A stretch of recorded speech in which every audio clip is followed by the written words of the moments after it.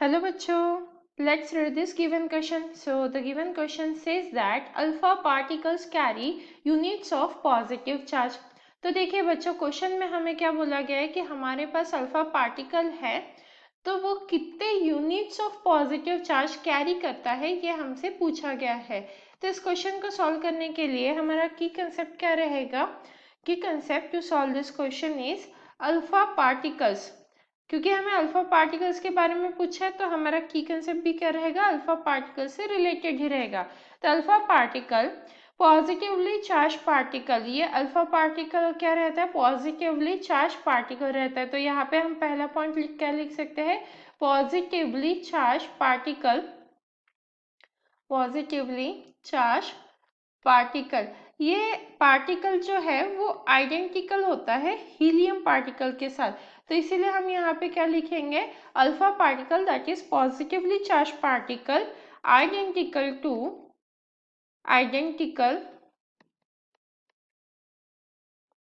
To the nucleus of the helium atom, nucleus of helium atom. मतलब अगर हमें alpha particle को समझना है तो हमें हीलियम एटम के बारे में इंफॉर्मेशन होनी चाहिए। अब अगर हम हीलियम एटम की बात करें या फिर अल्फा पार्टिकल की बात करें, क्योंकि दोनों एक दूसरे से सिमिलर होते हैं, आइडेंटिकल होते हैं, तो यहाँ पे क्या होता है? इनके पास क्या होते हैं? दो प्रोटॉन होते हैं। सो यहाँ पे हम लिख सकते हैं alpha particles contain two proton. इसके पास क्या होते हैं? दो प्रोटॉन होते हैं। फिर क्या होता है? दो न्यूट्रॉन्स होते हैं। तो इसीलिए टू प्रोटॉन्स टू न्यूट्रॉन्स। और क्या रहेगा हमारा? Positive charge. देखिए अल्फा पार्टिकल के पास क्या है? दो प्रोटॉन है, दो न्यूट्रॉन है। तो अगर हम यहाँ पे मास का यूनिट लिखे तो यहाँ पे क्या आ जाएगा? Mass unit is 4। Mass unit क्या आ जाएगा हमारा?